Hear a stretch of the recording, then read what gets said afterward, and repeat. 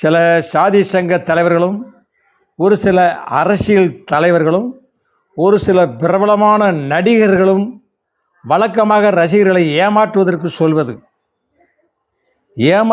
சொல்வது சாகும் வரை நடித்து கொண்டே இருப்பேன், சாகும் வரை நான் தான் பொதுச் செயலாளர், நான் தான் கட்சி தலைவர் அப்படின்னு சொல்கிறாங்க.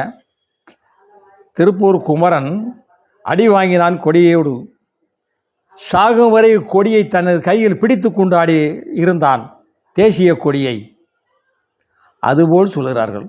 இன்னமும் தேசத்துக்கு பெரிய நல்லது நடக்க போகிற மாதிரி நாங்கள் சாகும் வரை நடித்து கொண்டிருப்பேன், சாகும் வரை பதவியில் இருப்பேன், சாகும் வரை தலைவராகவே இருப்பேன் என்று சொல்கிறார்கள்.